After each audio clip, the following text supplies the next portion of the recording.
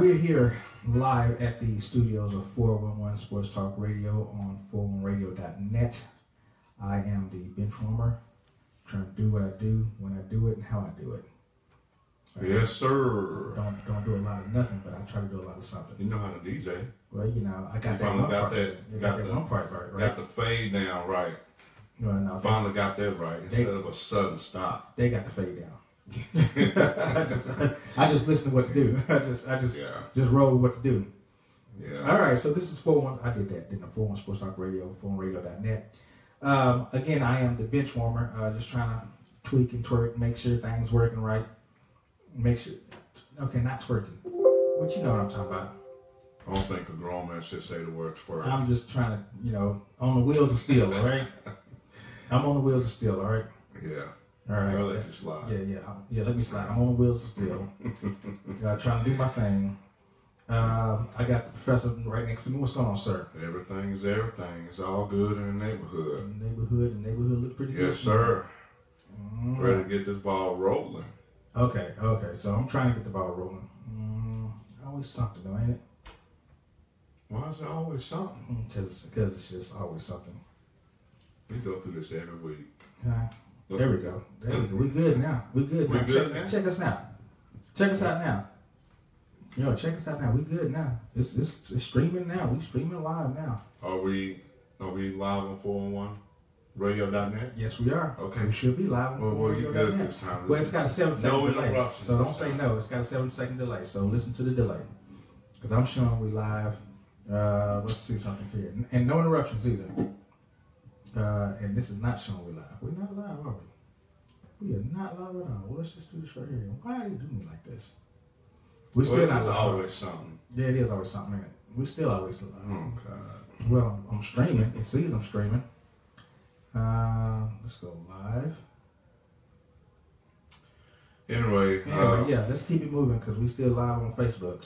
Our call-in number is 469-249-2411. Again, that's 469-249-2411. Our website is www.411radio.net.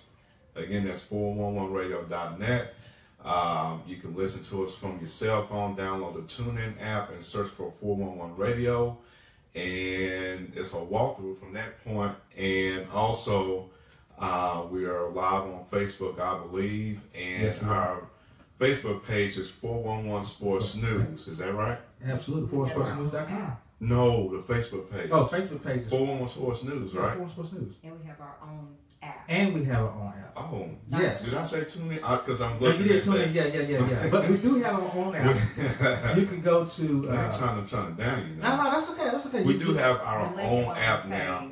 411 Radio, right? No, it's 411 Media. 411 Media is the app that you can download from your cell phone, right? The link is on the Facebook Live.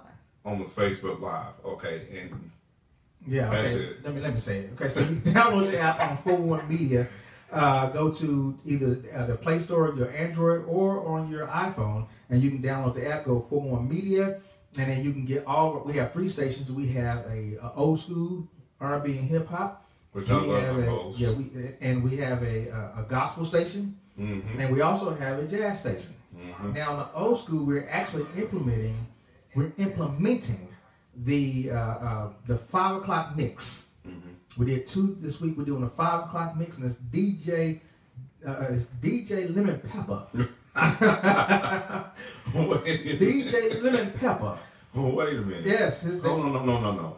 DJ Lemon Pepper? Lemon Pepper. Where did that come from? I don't know. Maybe he makes some good lemon pepper chickens or something like that. I don't know. But it's DJ Lemon Pepper, and he's gonna spice you up at 5 o'clock. Mix is 5 to 6. I've not heard of it. So if y'all riding home 5 to 6, go on and go to old school and listen to DJ Lemon Pepper.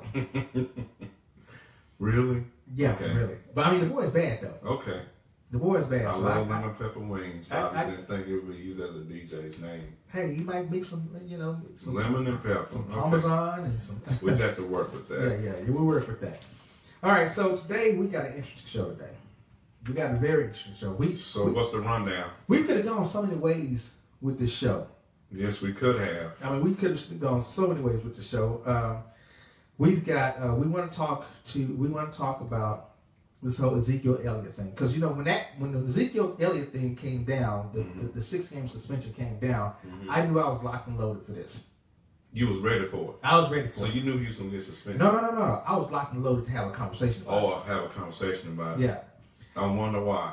Well, I got my reasons. So then, Shannon Sharp and Marshawn Lynch and other players will start talking about this Colin Kaepernick incident and how That's heating up even more. he how he doesn't have a job.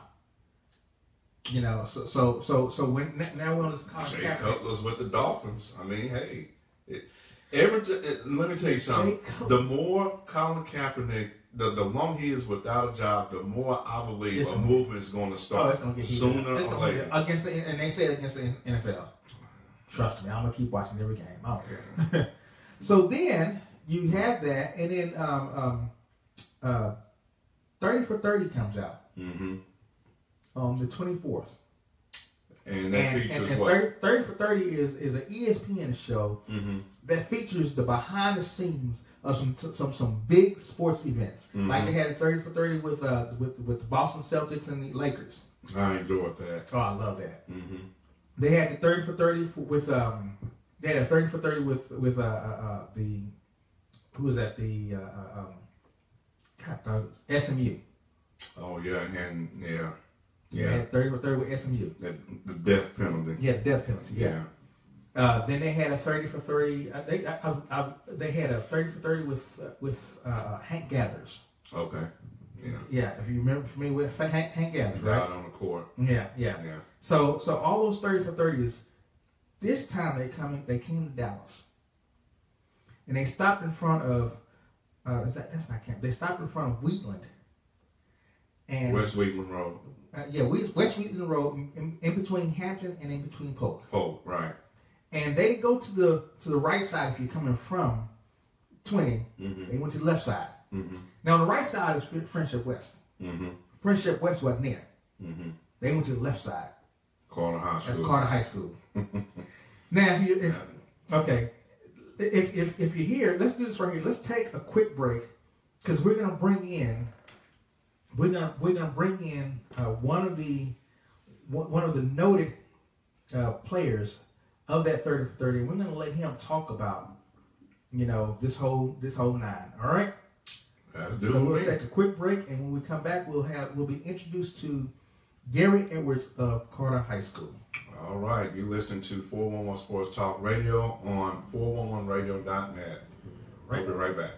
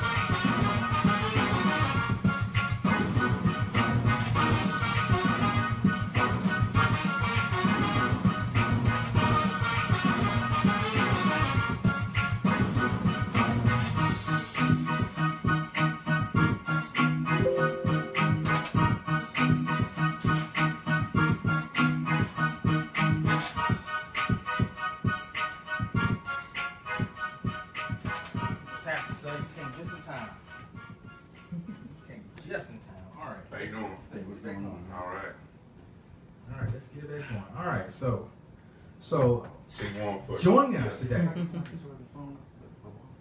Yeah, we got yeah. charge it down here. You need a wall. You need a charger. Yeah, the wall thing. It's right behind you. Sit on the window seat. Right There there. it is, right there. Oh, you need the button. Okay.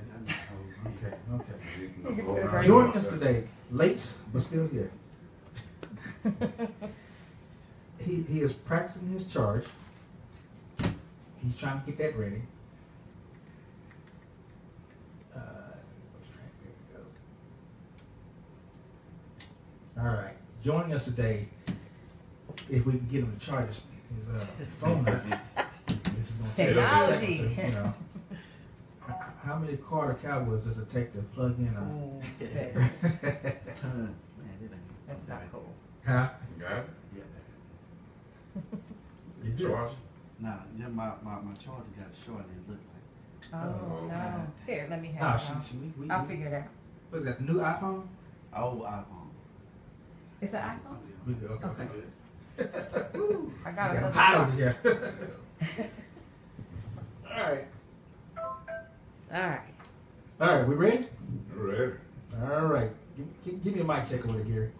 Mic check 1 2 All 1 right. 2. You good to go. All right. So joining us is Gary Edwards. We just introduced, this 30 for 30 that's getting ready to come out. And the way I introduced it is that 30 for 30 did not go to the, they didn't go to, if you're coming down 20, they didn't go to the right, because that's Friendship West. They went to the left. Right. That's Carter High School. Right. Yeah. And they went back in time, 1988, 1989. Right. Talk to us about the 1988-89. Talk to us about the season first. First of all, give us who you are first, because everybody got to know this. All right. My name is Gary Edwards. I was I don't like to say a star running back and cornerback, but I was a running back and cornerback on the Dallas Carter 1988 state championship team. You was a beast running back and cornerback. And you played both positions like it wasn't nobody's business. I was all right. Yeah.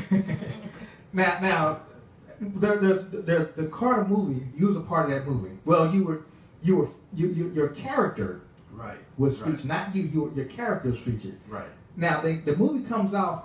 It starts off with the Dunkerville game. Okay. Right. I was at that game. Everyone was. It was 24-3 in the third quarter. Yep. Y'all was Halftime. kicking. Yeah, y'all was kicking. Cause I went to Dunkerville. Y'all was kicking all butt. Yeah. And then Andre Lester running at 80 yards all the way, and that was just everything just went out. What happened with that game? With that game, first you have to know Coach James. Okay. Coach James does not believe in running up the score on people. Okay. So in the second half, at halftime, everybody knew the game was over. Right. We could have beat them probably 60-something to nothing. But Coach James told the offensive coordinator, channel things down. But he channeled them all. He dialed it all. And so- It didn't come back up again, did it? No, and so our offense was 3 plays and out the whole second half. Yes, sure was. I think we had like 2 first downs the whole second half. And I don't care how good your defense is. I mean, being out there for almost All a that whole time, 24 minutes, I mean, that's a lot. And it just took its toll on us. And Dunkerville wound up beating you. I like to say this really proud, because Dunkerville wound up beating you, because I went to Dunkerville. Yeah, I mean, Wound up beating y'all on penetration, 24. You just had to rub that in. Yeah. and there's nothing wrong with that. I mean, because after the game, they were jumping around like they had just won Oh, the state yeah. championship. Oh, yeah, I was And we were waiting. looking at them like, Wait, It was I'm running, and I'm in the concourse, running around the stadium. Yeah. yeah. It was And sad. The fact that you guys went all the way was pretty remarkable. But the remarkable part of it is how you guys in that playoff run, how you guys had to deal with that playoff run, because you was not only fighting the people on the field, Right. you was fighting the court systems. Right. So in your mind, what was you thinking? In my mind, it was so much going on. Yeah. Because with me being the player in question, the first thing that was constantly on my mind was just me letting down my teammates. Letting down my teammates, the whole entire student body, the Oak Cliff, because we were. I was Oak Cliff. Yeah, I mean, we were the kings or the princes, so to speak, of really Dallas. Mhm. And for us to be that talented and for me to be that person to almost mess things up, Yeah. you know, I mean, Throw everything out the bus. that was a lot. I mean, and you have to look at for a 17-year-old. Right. You know, I'm 17 years old at the time. I have the weight of All that pressure. Texas high school football Mhm. on my shoulders. Because the last championship was in 1950 Right, by Sunset. by Sunset High School. Right. Yeah. I mean, and so for me, it was a lot. And then going in and out down Court to system. Austin, you know, Mhm. the court systems, and I mean, some weeks I didn't even practice. Wow. You know, I was always in Austin, so I would come back on Thursday or Friday, and you know, which I knew everything, all the plays and Mhm. everything on both sides of the ball. So I did a little conditioning, then we just went out there and just played. So now the thing that's in question was your grade. Right, What was your English grade or your algebra. algebra grade? Right. Okay. And your teacher had written a C or had given you a C, but then he said you got a D. Was that the case? Not necessarily. Oh, okay, well, it all was surrounded around. He gave me a NC, Okay. okay, and no one knew what that meant. Mhm. You know, that was for an assignment. Right. Okay. That was for an assignment where we had, I believe, 10 problems, a homework assignment. We had 10 problems, and I did like 8, and I got all 8 right, but I got an NC. But later on, we figured out that calculated as a 0. Wow. You know, that was an 80 actually. yeah, and so it was really just around that, but I don't think it, in the end, it had nothing to do with Gary Ellis. It had to do with a teacher Not one y'all. rebelling Mm-hmm.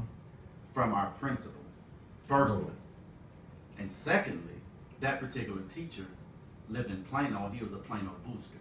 Ooh. And Plano had won the previous 2 state championships, Oh. and we were about to unseat them. Oh, and you guys did unseat them too. Yes. So I mean, that's what that was about. You know, it was way bigger than Gary Ellis. You know, I was just You the guy. was the guinea pig. At the Yeah, time. that's it. I was just a guinea pig. All right, so you guys go and then you I mean, you deal with the rest of the league like it ain't nobody's business. I mean, you guys start moving through them teams like it was like, what was your hardest game through that playoff situation? What was your hardest game?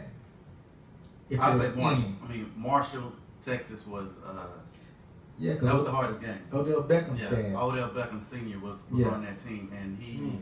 he almost beat us by himself. I Really? mean, literally. Yeah, I think they had 253 yards total Mhm. offense. He had 235 of them. And couldn't nobody stop him, huh? And he was a real beast. I mean, one person never tackled him. I mean, Wow. and our coach, he reiterated during the week, y'all have to tackle number 33. Yeah, he never said, he said y'all. I mean, because he knew one of us couldn't do it. You know, it had to be, we had to game tackle this fellow. And you couldn't do it. We did the best we could. You know, he ended up with 100 yards rushing and 100 yards receiving. But I mean, just him by himself, he needed just a little bit more help. You know. Wow. So then you get your championship, you win the championship and everything. That must have been that was the height of that career, of that season, right? Right. Oh yeah, definitely. You know, just to have gone through, especially for me, to have gone through what I went through with the grade controversy, and then just I watched Carter football since I was a kid. Right. You know, so I've seen those teams paralyzed with talent and always they seem to always fall short. Mm-hmm. You know, but I'll never forget in 1985, our freshman year. You know, that was a tanky, wasn't it? Yeah. Darren Lewis was the varsity running back at the time. But as freshmen, we said that we can go undefeated as freshmen, and when we get to be seniors, we're gonna do the same thing, and we're gonna win the state championship. And that's just what we did. You know, pretty much did that. And then that whole team was so laden with talent that almost you had like what 9 or 10 scholarships on that team, or at least 11 or 12. You had a lot of scholarships on that team. I think we had like 23 guys actually got scholarships. We had I want to say we set the national record that year. I want to say it was 23, 24. Yeah, I want to say maybe 20 or 21 of us got D1 scholarships. Yeah. So. And then from there you got at least 8 or 9 going to the NFL. Right.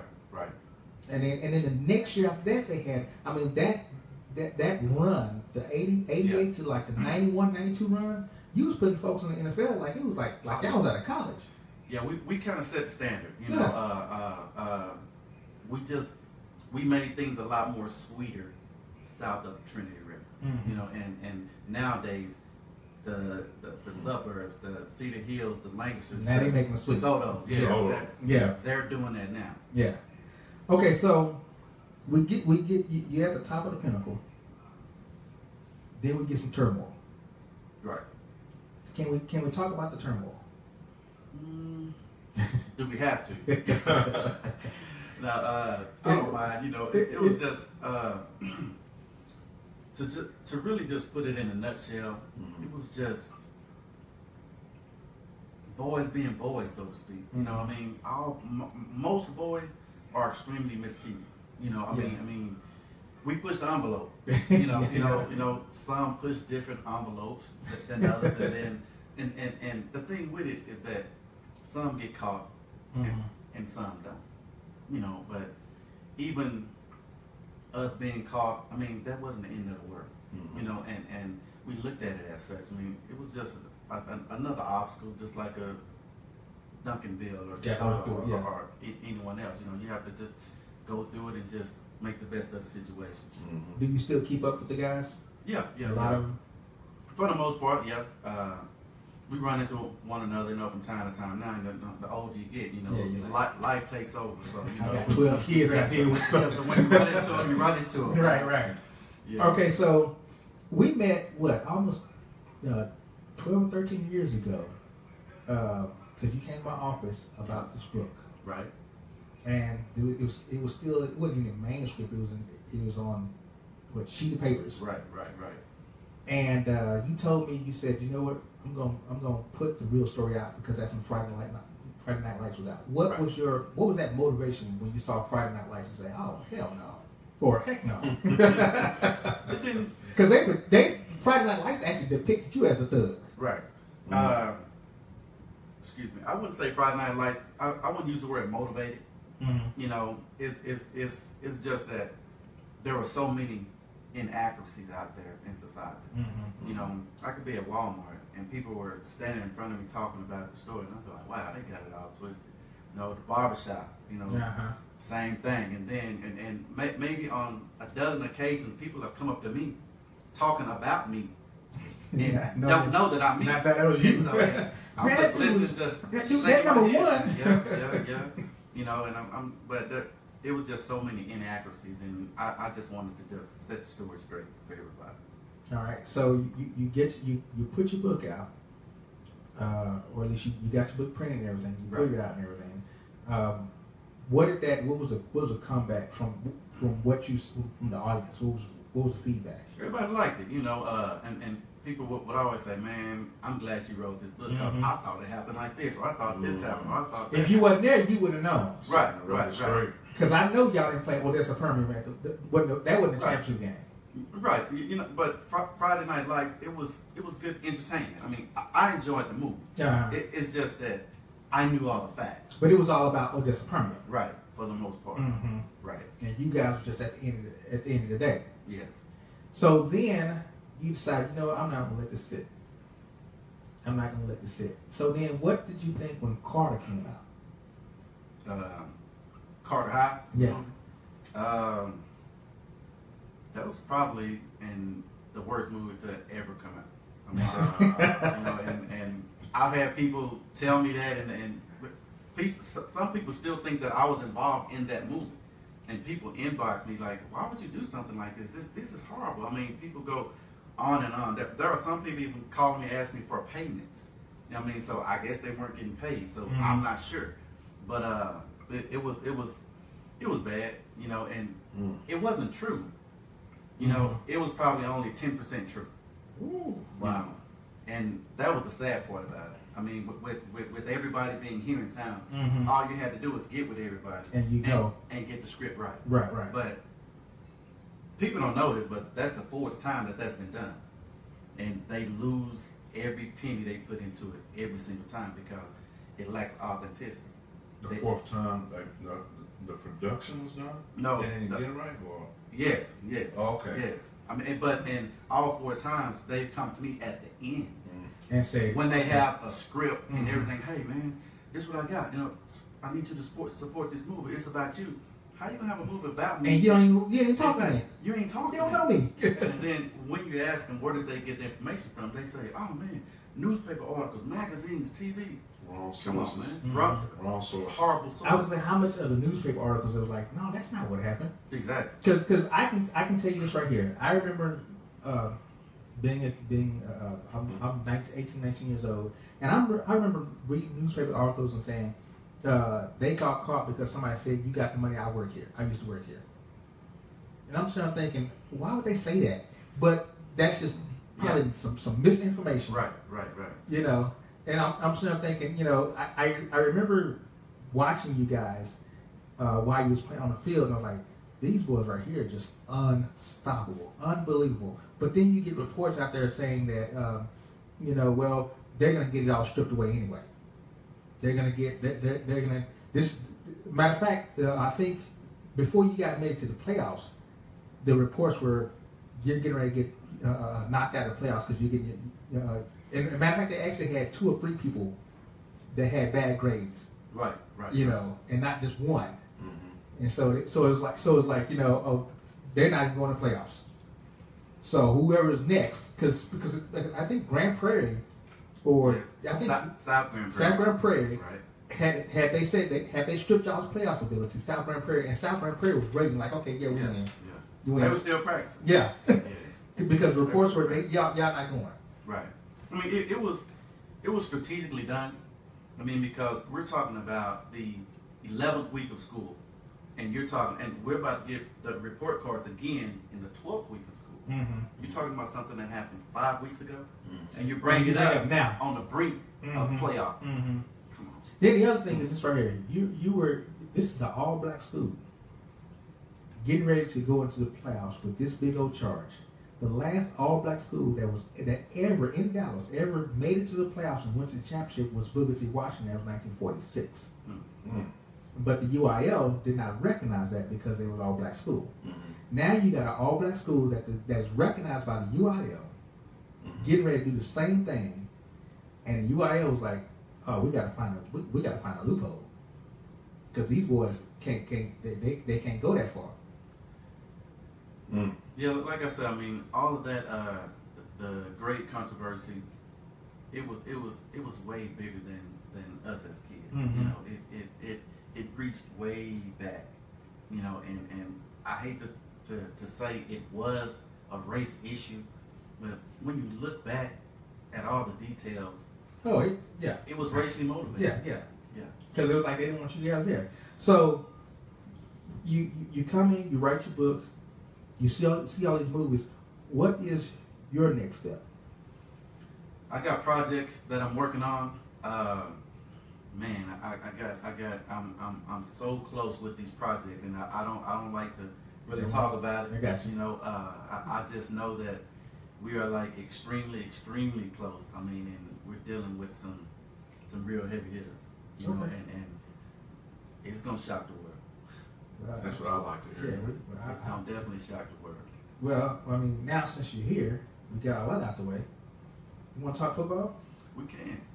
Do you know anything about the sport? Not really, I man. still gotta ask the I question. do not keep up with it like I used to because football is so watered down. So I don't keep up with it like I used to, but I know the game. You know a little bit about the sport. Yes.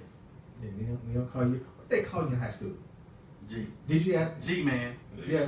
Yeah. Boy, you can't get no better than that. G. What's up, G? What's up, G? All right, so here's what we normally do. We go from one subject to the other. So we move right in. All right, which one you start with? Kaepernick or you want to start with Elliott? Z. Zeke, okay. That's when we had playing. Yeah. All right, so Ezekiel Elliott received a 6-game suspension, which is, for me, it was just like crazy. Because I didn't think he was going to be suspended. If he did, I thought it was like 1 or 2 games. Mm-hmm. But then they come back with this 6-game suspension. Then you look at all the evidence, or all the non-evidence. The lack thereof. The lack thereof. Yeah. How do you get suspended because you can't prove you didn't do it, but somebody else is proving you didn't do it by she saying I'm going to ruin your career. Right. I mean, you got her saying lie to, hey, homegirl, lie and act like he beat me up. Right. I mean, that situation to me. He got a smirk on his face. No. Some good can come out of this one. Tell the truth. And I'm gonna tell the truth. Mhm. I disagree with that on all levels, and that's a race issue as well. Ben Roethlisberger had 2 rape cases in 2 off seasons back to back. He did. He didn't get not one game suspended. I got you there, but I got to raise you. Well, I mean, Josh Brown admitted he admitted that he kicked only his got white one game. tail Yeah, but several times. But then you got Pac-Man Jones, who only got 2 game suspension. Yep. You know, huh? I'm disagreeing. Oh, okay, you clap. And then you got, I mean, I pulled up a list of those that were suspended, a list of suspensions. Some infractions. Infractions of the same ilk. Right. You know, and I want to go back to the Ray Rice, because Ray Rice was suspended for 4 games, and they knew he whooped the girl. Right. You know, and then he got suspended for the rest of the season once the videotape comes out. Right. So is this one of those things where Roger Goodell does not want to go back to that incident? Let's say we suspend him for a game or 2, and then something else comes out, and it's a Ray Rice incident. But this, to me, I call it the OJ effect. We knew we killed the girl, but then he got off. But then he went down and stole his own property back, and they sentenced him for 33 years. Hey, OJ, I have nothing to do with this. I don't think OJ killed her. OJ was there. He knew what happened, yeah. There we go. He was right there, just like us 3 are sitting right here. OJ was there. You know, my theory, Al Callen's. Hey. I mean, but that theory is, okay, Goodell is going to go back and rewrite the wrong he did when he only suspended Ray Rice for 4 games. Mm-hmm. I mean, but I thought he did that with Adrian Peterson. Because Adrian Peterson just whooped this child and he got suspended for the whole season. Right. I mean, what, is it a crime to whoop a child? Not at all. You know? And then, I mean, and Brett Favre doesn't get suspended for substance abuse. Mm-hmm. You know? And this whole Tom Brady thing.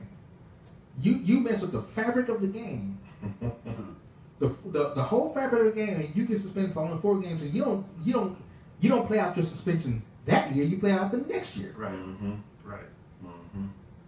You know? But with the Kaepernick situation, and I always give guys this analogy: had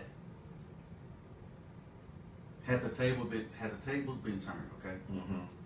it was black officers killing innocent, unarmed white people. Okay. Shots fired.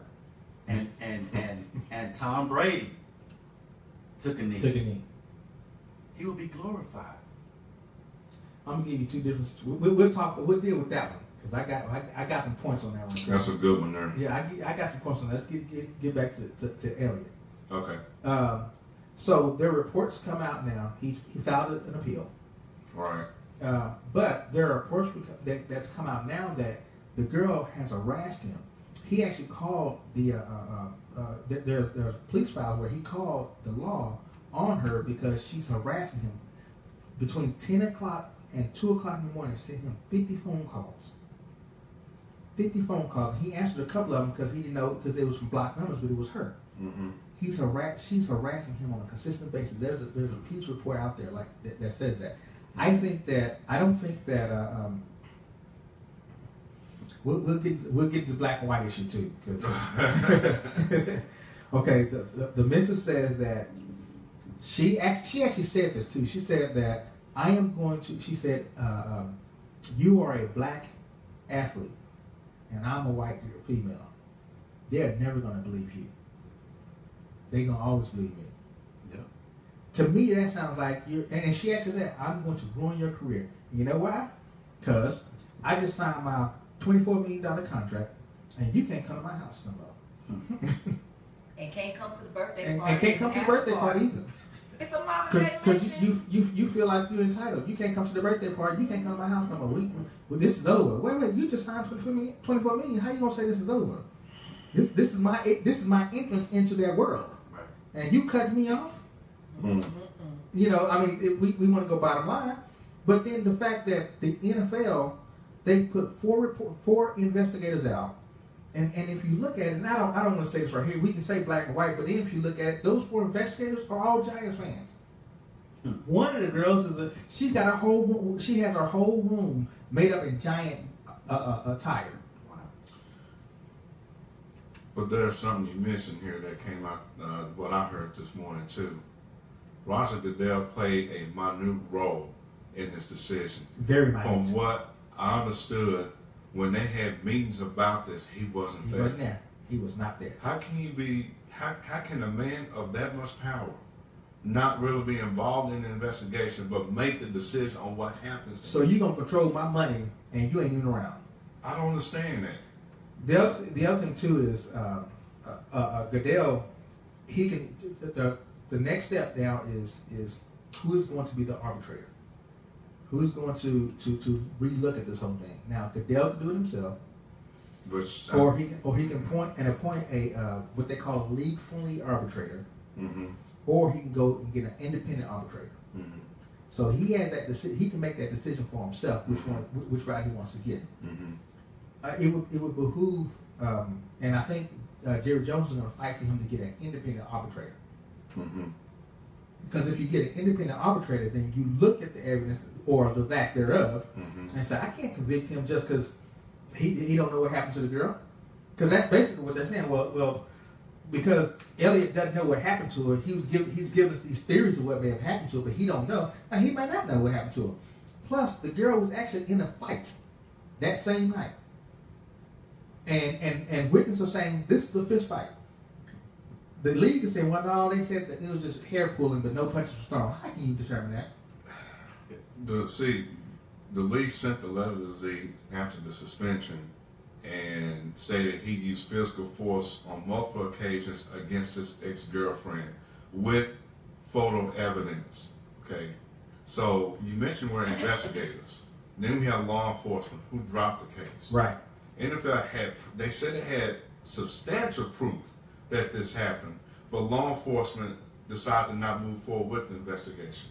So why? Can you explain that to me? So why is the league more powerful than law enforcement? That's what I'm saying. What We need to get them investigators? investigated. We need to get them investigate Charlotte. But my concern is, what is it that the police don't have that the NFL does for them to say they have substantial evidence to prove that this man put his hands on this girl? They don't have none because they actually sent different types of forensics or something like that. Medical. They had medical people, and from what Ezekiel's people are saying, the league has the same thing that Columbus, Ohio police have. They sent over to the league and to them, Mm-hmm. and those medical people said there's no way to determine where those bruises came from and when they was there. Then the guy came out. Mm-hmm. Peter Harvey came out and said, "Well, you know, we had some medical people said we can determine where these bruises happened and when they happened." I'm like, how can you determine that from From pictures? picture. Heck, we just figured out what DNA was all There's about. just something ain't right. It's just something ain't right about this. And then you have substantial proof that this girl tried to ruin this man's We got a phone call. image in the NFL. We got a phone call. Yeah, but I don't have How a do you cord. miss that? I don't know what you did with your car. I don't have a cord. Yeah, we got a phone call. Just get it back in the drawer. So, I'm sure I'll give you a call quick. Okay, we'll have to get that later. Yeah, we'll get a cord from a phone call. But we got proof that this woman tried to purposely destroy this man's image through text messages. Because she said, I am going to destroy you. She said, if I can't come to your house or if I can't come to that party, you better not get out of this house. You better not leave the house. Uh-oh, can I catch? Come on over here. Hey, that's live radio. She's a fan. That's what live radio does. But the text message that she sent that we seen of what she intentionally tried to do, and then you saying there's evidence that Zeke put his hands on his ex. That it doesn't the marry two up. stories, it don't add up to me. Either we know what she sent them, but the substantial evidence that he put his hands on this girl, causing all these bruises on her arm, her shoulder, and I don't. And if you look at the picture, it looked like she stuck herself. Those don't look like me, a man hitting a woman like that. And she's a white girl too? Oh, you gonna see knuckle prints on them. Them look like she stuck herself. So let me ask you this: is 6 games too deep, too steep? Very extremely. It's to the extreme. Extremely. Let me tell you why. And since 19, you know I'm gonna go back. So here we go. This is why it's too. Okay, so Pac-Man Jones, personal guilty obstruction. He only got 1 game. Derek Coleman, stemming from guilty domestic violence, he got 4 games. Manny Lawson, undisclosed. Okay, so Prince Schubel, animal cruelty, he got 2 games. Josh Brown, league's personal conduct policy, he got 1 game. This is Josh Brown who admitted I knocked the heck out of my wife. You know, he got 1 game. Quan Williams, conduct detrimental to the team, he got 2 games. Sheldon Richardson, league's personal conduct, he got 1 game. Tom Brady, Deflategate, he got 4 games.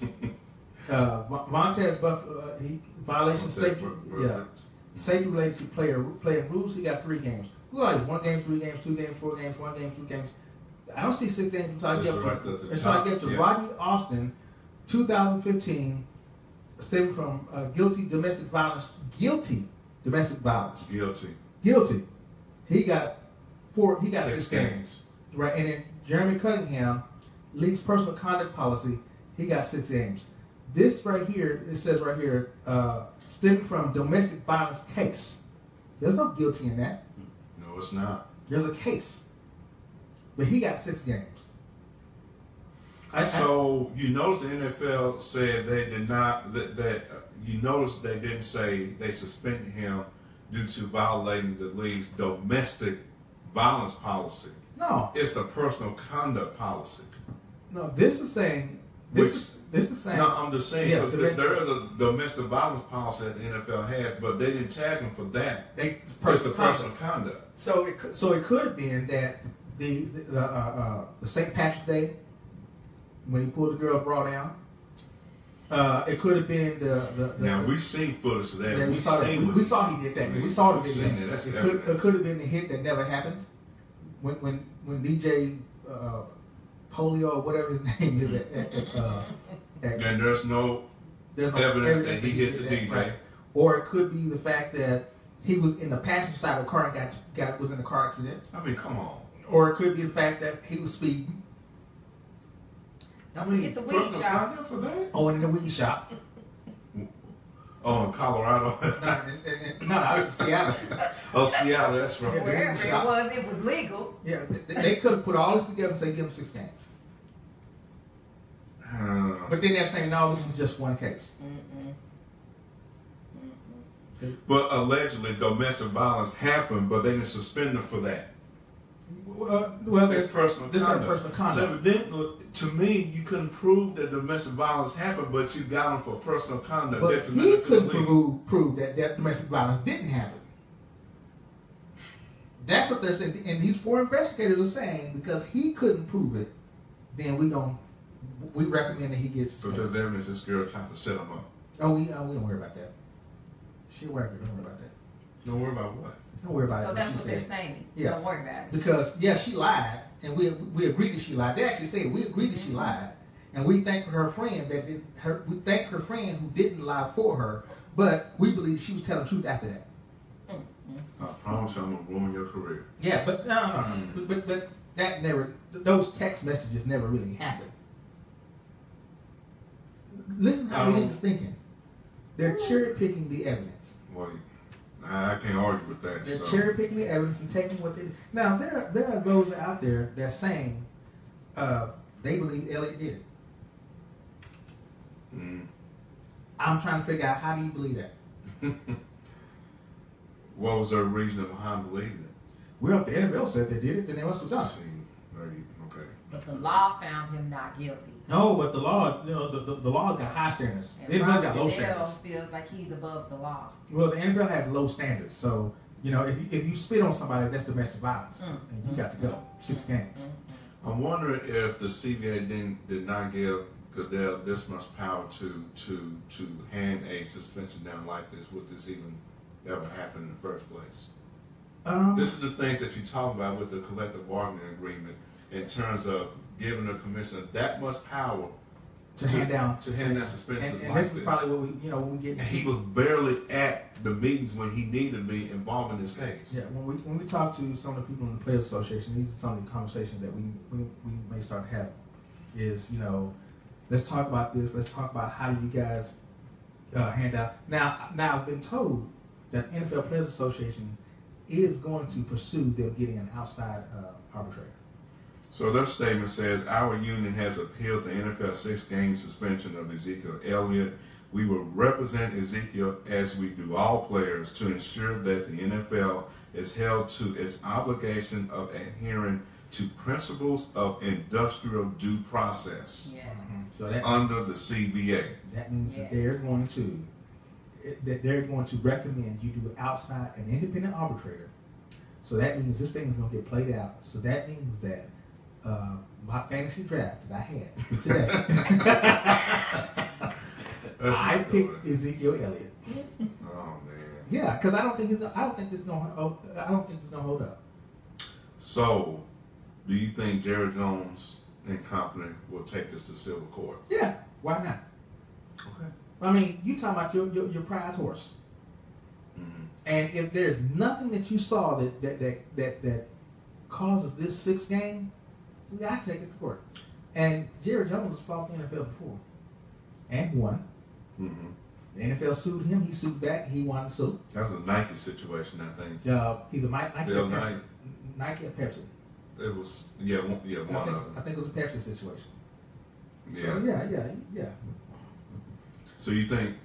Do you think the suspension will go from 6 to 4 to 2 to 3? Do you think it will stay at 6? I think he wipe it out. Clean? Yeah. I mean, because he's suspended for doing an action that he never did. Mm-hmm. Why? I mean, shoot, we've all been accused of something we've never done before. Do you know if that would happen, how silly Roger Goodell would look? It's happened twice. It has happened twice. Up under whose rule? Up under Goodell's rules. Really? It has happened twice. Yes. Up under his? Yes. Let's go back here. Let's I do my. So he was commissioner when this happened twice. 2004, Ndamukong Suh. He got sued he got a 1-game suspension and his later appeal reduced to a $70,000 fine. That's one. For stepping on the leg of Aaron Rodgers? Mm-hmm. Okay. What was the other one? The other one was, remember the Greg Hardy thing. He threw the girl in the back in a tub of guns. Mm-hmm. And he got his suspension went from 10 games to 4 games. That's right, he was at 10 games. Mm-hmm. Indefinite. Let's see. I saw it one more time. Here it is right here. Ray Rice, the Baltimore violation of stemming from a domestic violence. It was indefinite, then the appeal got overturned to 2 months. 2 months later. Yeah. Now it's happened before.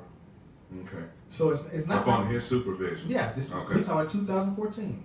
It's not like it's never happened. So it's possible. Yeah. Okay. Especially if it's not him doing the ruling. Okay. Real quick on Colin Kaepernick. Go ahead with your comment. I don't want to forget that. I want to hear what he had to say about whatever he wanted to say on that subject. I was pretty much done. I was just saying that the Colin Kaepernick thing. I mean, and he's exercising his First Amendment, okay? And as a man, you're supposed to make a stand.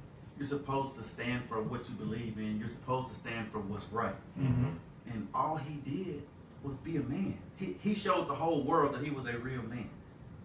And there are other players in the National Football League that are thinking, but they're afraid to do it. He just wasn't afraid to make a stand. Okay. Well, let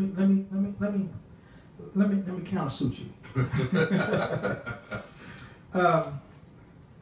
I have a cousin, a wife's father, my daughter, who's in the military. You know, my grandfather was in the military.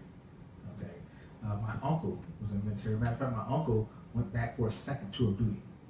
I've got friends that are in the military. Okay, the Star Spangled Banner has nothing to do with police brutality. The Star Spangled Banner has something to do with men and women fighting for our freedom. I understand he's a man. He can do and say what he want to do, but you have to have the right. You have to be in the right order to do it.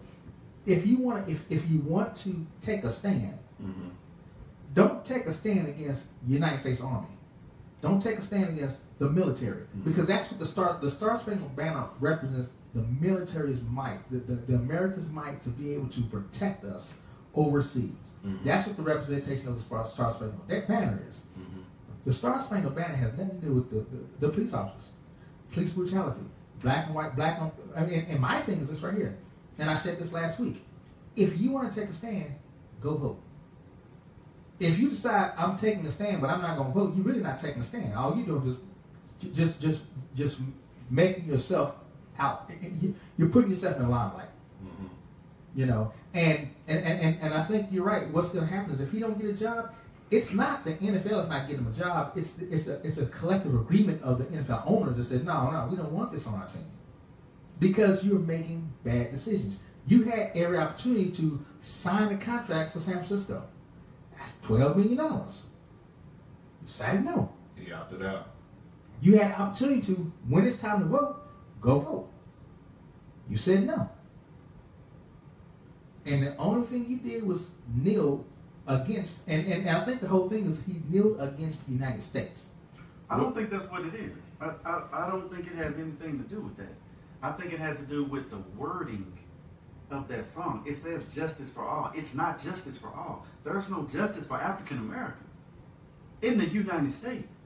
I don't care if you've been in the military. I don't care if you're a drunk. I don't care if you're a pastor, you're a doctor. There's no justice when you are an African American. Then that's how you come at this thing, because everybody's seeing it as if it's against the United States military troops that are fighting for our freedom. See, that's the people who don't But that's he's for people not, who aren't black. But black people understand. But here's what he's not doing. We know why he's doing it. He's not saying that at all. He's saying I'm against police brutality. Exactly. Okay. But so let me give you this example. You remember when 2004? In 2004, 9/11 happened, right? So 9/11 happened, and we all got mad. Everybody got pissed off because the towers went down. We was all upset and up in arms. So George Bush got on his podium and said, "We finna go get these foods. We finna go do it. We finna go do it. We finna go do it." You know, I don't like what happened. Y'all don't like what happened. Okay. George, and I'm not trying to say that his stance was right. I think his message was twisted by saying weapons of mass destruction. Then you start hollering weapons of mass destruction, then everybody's thinking we're going to war because of weapons of mass destruction. The reason why we actually went to war, the actual reason is because Saddam Hussein, back in 91, 92, was supposed to do something that he never did. 29 countries said, let's go get this guy. And then once you start doing it, all you got is 3, France, Britain, and the United States. What I'm saying is once the message is twisted, once the true message is not put out there, then you look back at the person that's bringing the message. When Colin Kaepernick decided to kneel, his reason for kneeling and what we saw was police brutality. I am tired of black on black crime. I am tired, and I'm not black on black, but I'm tired of police brutality, because I'm right there with him. I'm tired of police brutality. I'm tired of being stopped, for no reason at all. And we're all tired of that. I understand that. I get that.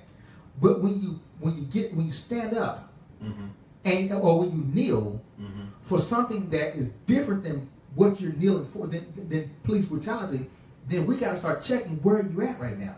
We are actually trying to make his story make sense because we're saying, no. Like you just said, we don't have rights.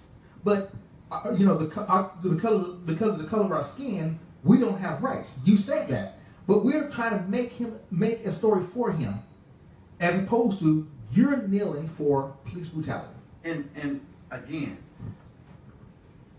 he wasn't. I don't think he was kneeling for police brutality. That was a current event. Okay, he's on this massive stage for everybody to see it. Okay, you got these so-called black leaders and these so-called black pastors. You know, when it's time to be a beast, they not beasts. They ain't nowhere to be found. Kaepernick was just being a beast.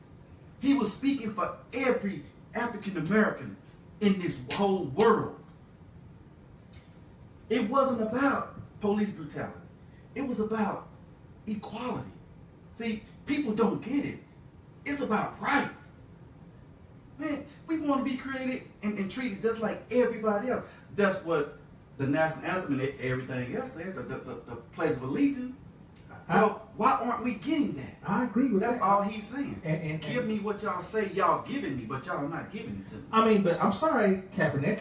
I'm talking to Kaepernick. You making $12 million a year. You ain't got issues like that. What you're doing, see, it's not about money. No, it's not. Sometimes you gotta be a man. No, it's not about money. Sometimes you gotta be a man. No, it's not about money. I'm not calling about money. I'm calling about, okay, wait a minute now. If that's what you're speaking on, if that's what you're speaking on, then speak to that. Don't speak to the fact that the national anthem this and that, because you break the national anthem down, the national anthem was written in the 1800s. The full national anthem was written based off of a Briton guy, a Briton soldier that wrote the national anthem, and he was just trying to find some words to give his troops, to pump his troops up, give them that oomph that hey, we're still here. The rockets red glare, the bombs bursting in the air, gave proof to the night that we're still here. That's what he was writing about. When you start changing up, if I say, I can walk a straight line, you change up what I said, that ain't what I said. I didn't say I can walk a crooked line, I said I can walk a straight line. So when you start changing up the meaning and what I said and how I meant it, then that's on you. And then what happened is they decided to take out the last three verses of the national anthem and only use that one verse that gave the country that strength. That gave the country that, hey, yeah, we can do this, we can do this, we can do this. We got to still realize the national anthem was written in the 1800s. It was written, and it wasn't written for us. I understand that. I agree with that. Because us wasn't even a human being then. We was on 3/4 of a person. Right. But us have become more than just a 3/4 of a person at this day and age. Because when you have a black president, we have become more than just 3/4 of a person. When you get Benjamin Banneker and all these other players that have helped America do what it's doing, I think we've become more than just 3/4 of a person based off of what the national anthem in the time it was written. You bring it up to this day and age, and you say, no, the national anthem, the way we look at it is we look at it as strength for America. But then, black on police brutality, that's a whole new different situation. We had those officers on. And you know what the officers say? We had black officers on and say, you know what, every time we make a traffic stop, we always feel like something's going on. We always feel like, we're coming cautious. These black officers, I'm coming up to the car cautiously because I don't know what's going to make of that. Has nothing to do with black and white. It has something to do with police brutality.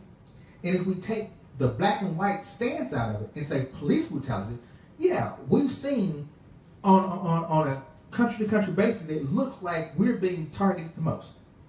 And so you can say, yeah, we're being targeted the most. Why are black people being targeted the most? That's a conversation you have with your police chief. Why does it seem like black people being targeted the most? So let me ask you something. The part where we found out Kaepernick decided not to vote, what do you have to say to the people that will say, well, maybe he didn't vote because the people that were on the ballot wasn't people that he would want in office? You have every right to put somebody else on the ballot for yourself. You have every right, and I always go back to this right here. Voting is about local elections. and I'm speaking of, there was nobody on the ballot that he wanted to vote for, that he felt like would steer this country in a direction where it needs to go. Number one, we don't know if that's true or not. Well, I'm saying, what if that was the case? Then he has every right to. Then once the voting started, once you started running for office, and you saw the people that are on the ballot, you have every right to go out and say, you know what, I want that guy on the ballot because I think he's going to run for what I want. So you have every right to say, hey man, you need to run, and then you can put together a petition to get him on the ballot, because in local elections it only takes, like, for mayor it takes like 400 votes. For a council member, it's like 250 votes, 250 petitions. So you have every right to put people on the ballot that you want on the ballot, that you feel is going to push your agenda to where you need to be. My thing is the fact that he decided not to vote. Yeah, my thing is the fact that he decided not to vote meant that, yeah, you kneeled, but you didn't go and do the thing that's going to take to get us where we need to be. As far as people, and I think we all have this thing about, oh, I don't care about voting. It ain't gonna do nothing for me. It ain't gonna do nothing. You know, we all have that. But I've been in a lot of political realms, and I've been in a lot of political elections. I've helped a lot of people get into office. The only way you do that, because what we do is we look at a voting ballot. Everybody who's voted within that street, I'm not gonna knock on somebody's door who don't vote, because they don't help me. And if that person needed something. And I know they don't vote, why am I going to go and try to do what they want? Voting is more of your local elections, getting local things. I have a prime example. We helped the guy, Patrick Harvey. I hope you don't mind me saying his name on air. But we helped him get in office in Duncanville. We was on the street, and the street didn't have the proper signage on the pavement. Because he knew us. Because he knew we was active in the voting community. My wife made a phone call. About a week later, pavements were painted. A week after that, we got left and right signs. You know why? Because we exercised our right that Martin Luther King walked for, that all the people got on Selma got slaved for, all the Rosa Parks sat on the bus for. Those things right there fought for a long time ago. And because we exercised our right, we was able to get a person on the city council that was going to move our agenda forward. And then we was able to get things done because we did that. Had Kaepernick said, you know what, I got you. I don't have to kneel. I'm going to go to my police chief. I'm going to talk to my police chief and talk about this police brutality that I feel that I don't like. And if he don't do anything, I am going to create a press conference and say, you know what, I want to go talk to the police chief, and the police chief didn't do nothing. So what do we do now? I mean, you don't use, and I'm not saying he was wrong for what he wanted to do. No, I agree with him as what he wanted. I agree with the stance he wanted to take. Okay. I think he had a better way of doing it, because without money, because now he ain't making no money, you know, unless he saved everything he had. You know, you like us. You stay in the NFL, you keep collecting money, and you take that money and you use it for other things. You can take some of that money and use it. Hey, I'm the Black Police Officers Association. I want to put money toward that. I want to do other things, but I'm going to, hey, this is what I'm doing because I don't like police brutality. I don't like that stuff in my city.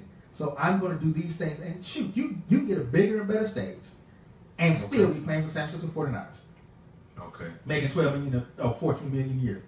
Okay. They may let you opt out and you get you re-sign your contract. Let me say this real quick. If you had known that you was not going to vote to begin with, but you still want to make a stance by kneeling or sitting during the national anthem, you pretty much saying I should have done none of that at all if I wasn't going to vote in the first place. You should have done it because I would have came out.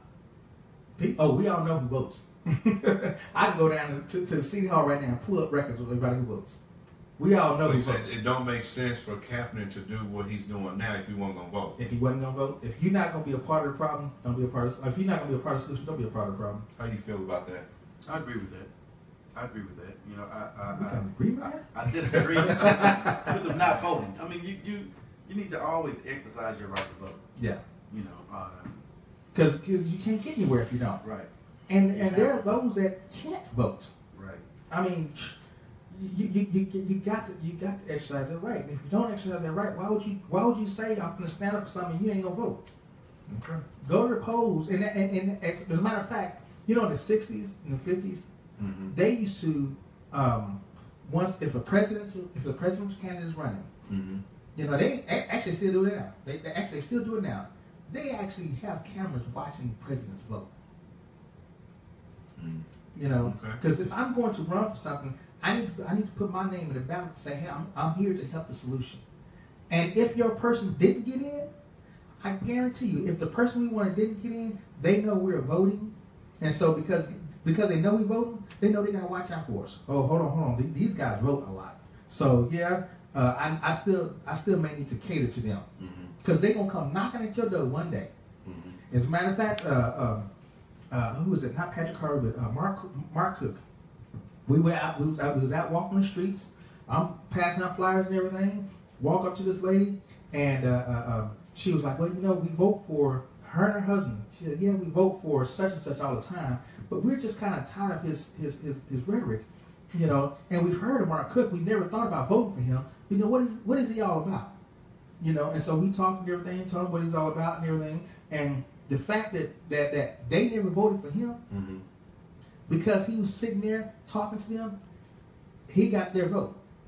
So now, if once he becomes mayor, guess what? He's gonna go back and talk to them, and they might be powerful people in the city that can help you get things done. Do you know in the city of Dallas there's only 4 bigwigs that run the city of Dallas? It's 4 of them. John Wilder Price? No. One. Just saying. No. Yes. I'm not gonna say their names. Oh, okay. I'm not gonna say their names. No. I'm not gonna say their Why names. you bring it up? I'm just saying. 4. I'm just saying. Yeah. But what I'm saying is, if you're not out there exercising your right and exercising what you're supposed to do, you'll never. When your name comes up, they won't know who you are. But if you're doing what you're supposed to do, when their name comes up, they'll know who you are. I say, yeah, I know him. Let me see if I can put somebody behind him. Okay. I've had that happen too. I didn't say anything. Okay, so we run over time. So let's do this right here. What are we gonna do next? We're going to. She's telling you, go okay. Commercial break. Okay, we're gonna take a quick break, and then when we get back, we're gonna do some entertainment. Good music. Good music. Okay. Some good music. She's telling you instructions tonight. She just helped me though. I'm trying to help you. It's called helpmate. I thought I was broadcasting. Tell her, Professor. All right. Can you slowly get us out of here so I can. All right, you listening to 411 Sports Talk Radio on 411radio.net. Our phone number to the show is 469-249-2411. We'll be right back. No, sure? You sure? Yes. Take us out, man. Say good music. Please. You might just play whatever you have on the list. Yeah, well. Say, hey, Kimberly. Oh, hey, Kimberly. Who's Kimberly? Shula. Oh, okay. Hey. All right, that's gone. Dude. Huh? He does this all the I do time. this all the time, yeah. Because he's too into the conversation. He don't think about, okay, I'm close to break. It's hard. Let your listeners get a break for a minute. Let them I'm going to listen go back to to my some theme good song. music. I like my theme song. Go ahead. Oh, goodness. Hey. Let's roll. What man. about right. Coach's music?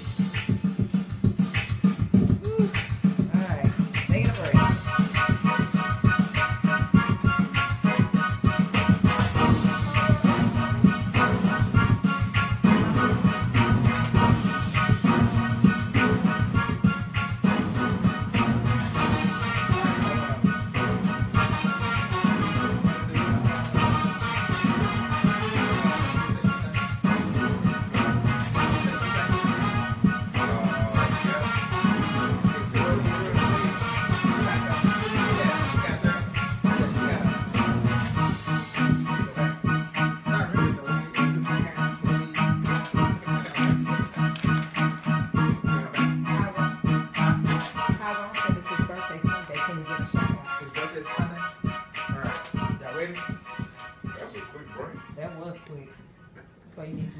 I know we do this real quick. So All right, so let's do some shout-outs real quick. Tyrone Davis' birthday is this Saturday, right? Sunday. This Sunday. Hey, Tyrone. Tyrone's his birthday is this Sunday. He'll be 80 years old. So we'll go out and see if we can't help him get dentures working and all that right there. What? Tyrone. Again, we have special guest Gary Edwards on. Gary, so lately, what have you been, what have you been doing? And just working. I'm an environmental specialist for the city of Dallas. What I do is air monitoring and air surveillance. We actually have, I guess, samplers set out all over from Rockwall County, throughout Dallas, Irving, Mesquite, and I place the filters in there. They run for 24 hours, and have my filters go to Homeland Security, and the other half go to like the weathermen in the area, let them know what's in the air. Okay, so when we watching Channel 4 and the Dopplers are off, we can look at you, right? Hey, I do have this question now. Are we back on? Yes, we are. Facebook on? Yeah, you've been back on. Okay. I do have this question though. And it's about 30 for 30. Did they actually come and did the ESPN crew come and talk to you about? So do you know what's going to be viewed? I don't know what's going to be viewed. They interviewed probably between 60 and 70 people. So I don't know what's going to air. I don't know the angle they're going to take. Because seemingly with this story, people always put that little spin on it. Yeah, that little devilly twist to it. Mm-hmm. So I'll see it tomorrow. So I'll see how. That's got to irk you.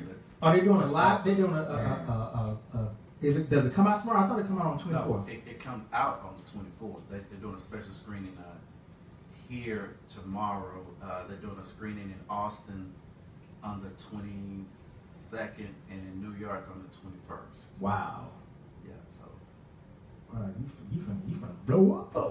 No, I mean, I was just interviewed for it. I mean, it's not my deal. I was just a guy. You brought that when you get busy? Man, ESPN doesn't believe in that. Just 50 cents. A quarter. I might have a dime or a nickel. Okay. What's up with entertainment? Huh? What's up with entertainment news? Okay, entertainment news. We normally do entertainment news. Come on, break the monotony up. Yeah, we normally do entertainment news. Let's see what's going on these days. I gotta remember from my head of what is going on. Empire's coming back. Empire is coming back. You watch Empire? I don't watch TV at all. I watch sports. That's it. That's He kind of like me. I don't watch TV. Yeah, no sports, no TV. Well, I watch. I kind of got to break my mind up, so I watch Empire. Empire is, but Taraji P does. Her look is kind of changing though. What do you mean? Her look. I mean, she looked like she, going on that wrong side of the road.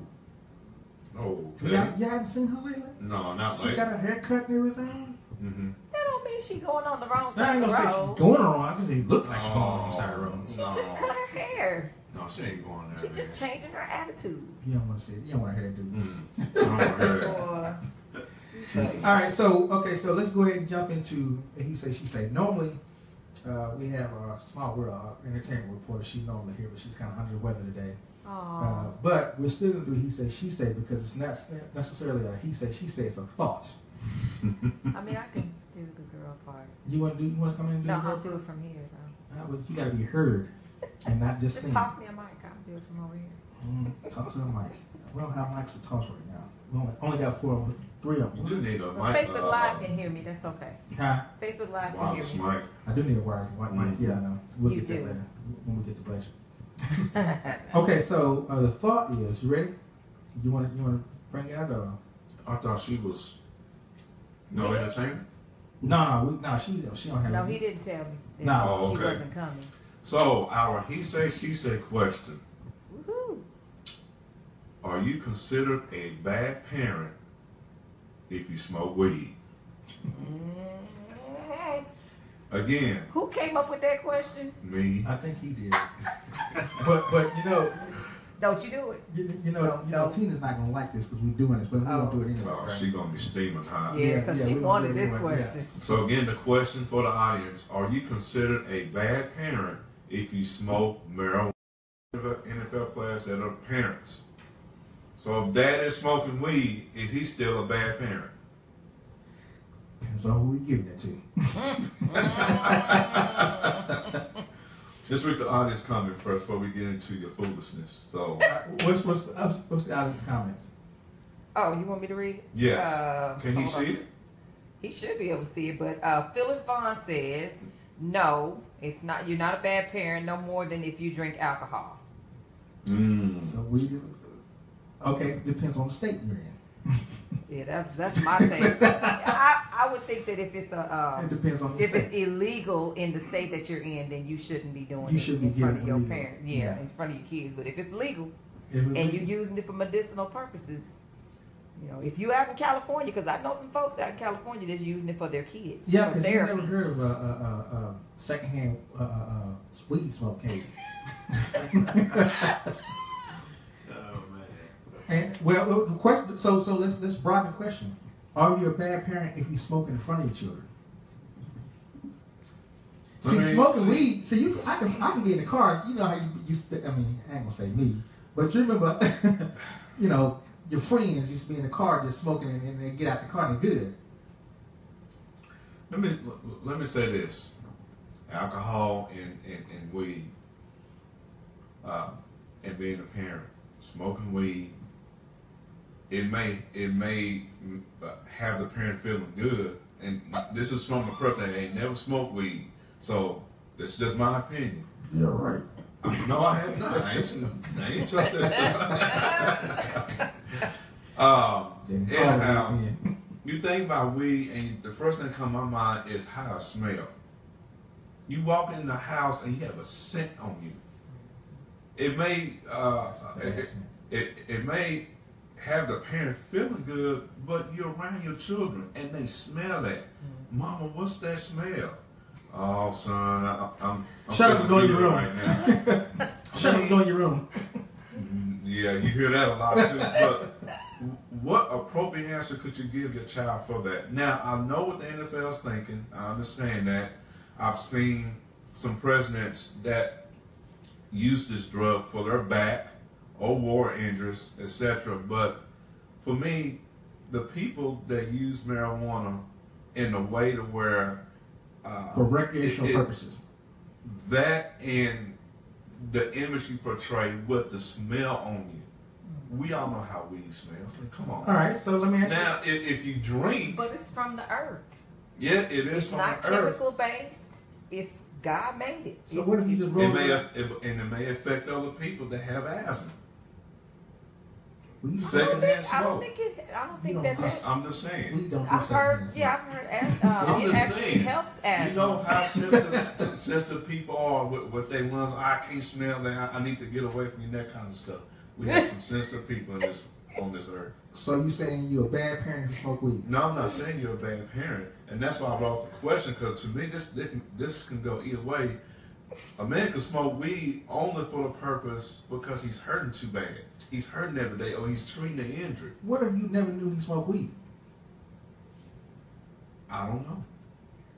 What if he's always out of your sight or out of your, out of your head when he smokes? He or she, 'Cause, women smoke weed too.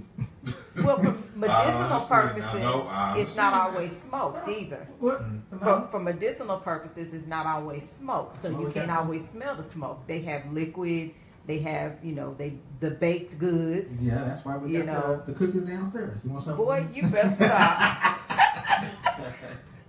Tyrone said, "Did you say have the parent feeling good?" If All right, so Gary. Phyllis says cigarette smell and all that's smoke true. has a smell. That's true. But to me, cigarettes have a chemical base where, again, weed, I'm not condoning it because it's illegal in Texas, but it is it's the Mother Earth. So you're okay. So let me see if I can get this. Go ahead. You got a comment? Yeah, go. Yeah, ahead. go ahead. I hate smoke altogether, but I don't think if you smoke weed or marijuana, whatever you call it, Cannabis. I don't think it makes you a bad parent. I don't think it has anything to do with parenting at all. Mm-mm. I mean, that's your drug of choice. I mean, you know. If you get your line or two, then. Yeah, but Well, that's what I'm saying. If it's illegal, then yeah, just you wrong for that. Yeah, I mean, but you shouldn't do it in front of your kids. Right. You know, Right. I see people do that all the time. I'm like, why are you smoking weed with your kid? With your Or child. Yes. in front of your kid. Well, you he know, can but- roll it better than I can. Oh Lord. Yeah, so just doing it in your child's presence, you know, I don't think they should. Well, is that the same as drinking alcohol in front of your kids? Nah, I think that's different. It's not to me, no, because I mean, alcohol. I mean, here, alcohol is legal everywhere. Mm-hmm. You know, so I mean, if you can go in Walmart and get it, I think it's okay. Phyllis said. You go to Walmart and get it? You can go to Walmart You and get a beer. Phyllis says society has stigmatized marijuana. What makes it illegal? It's a weed. Because, same thing that made alcohol illegal. You remember But prohibition. see, again, alcohol is chemical based, whereas weed is from Mother Earth. There is no chemicals added to it. Even when you bake it or liquefy it or whatever, it is a plant. So what makes it illegal, what people are trying to say makes it illegal, is because it gives you hallucinogens or whatever, or it takes you to another level. All right, well, me And and like the Bible says, don't be let the spirits, All right, we're going out tonight. All right, we're going. Boy, I'm gonna hurt you. No, I don't. I think if first of all, you do everything responsible. Yes. And so you drink responsible. You smoke weed responsible. You get high responsible. Mm-hmm. How do you get high responsible? Is there responsibility? Smoking weed responsibly? Yeah, how you do that? Don't ask me. Oh, You do your lines responsible. Did you put the phone on? Is the phone on? Yeah, the phone is on. Oh, okay. Right, trying to get somebody else to call in?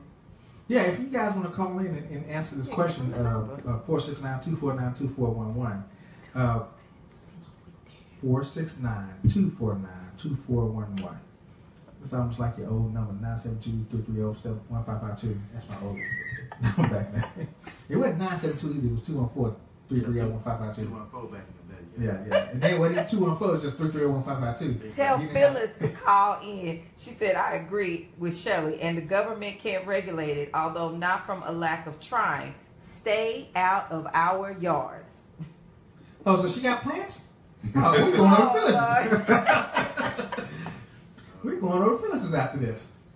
No, but I think if it's illegal, then you shouldn't be doing it in front of your children.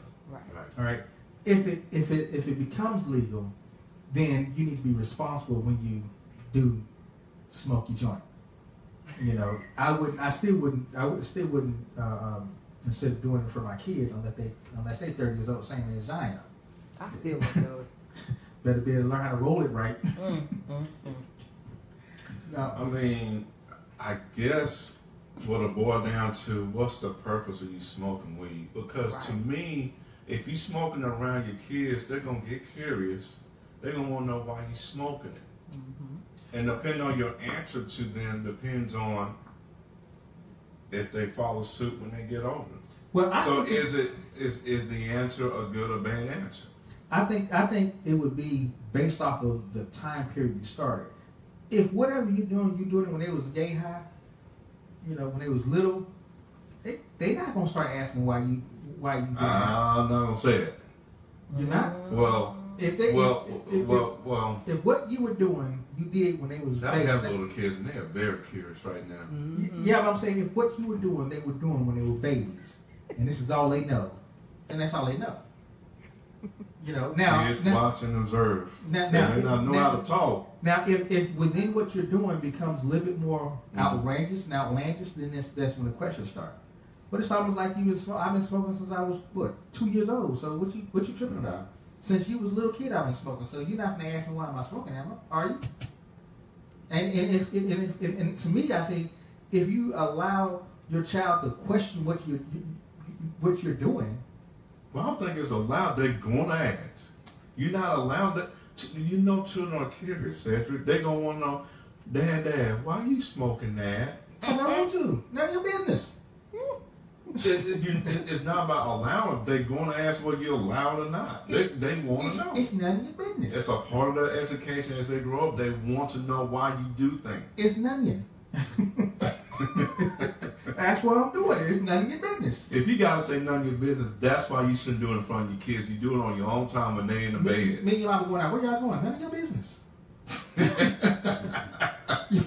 Y'all need to know my comings and goings. You know, sometimes kids need to stay in their own place.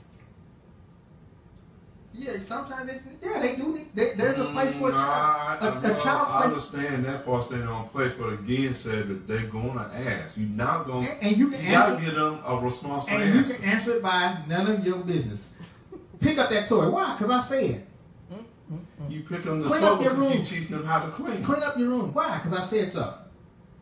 Well, we know you said so, but that's a part of their I'm not going to give you a childhood. dissertation about why When I told they you to pick ask up your questions, toys. you give them a responsible answer. I'm not going to give you a dissertation about why I asked you to pick up your toys. Do it because I say do it. It don't make no sense to me. I don't care. Dad, why I gotta clean my room? 'Cause I told Because you it to. makes you responsible. Keep your room clean so you won't grow up being a dirty person. At 2 years old, he don't know what the word responsible means. You don't know that these days.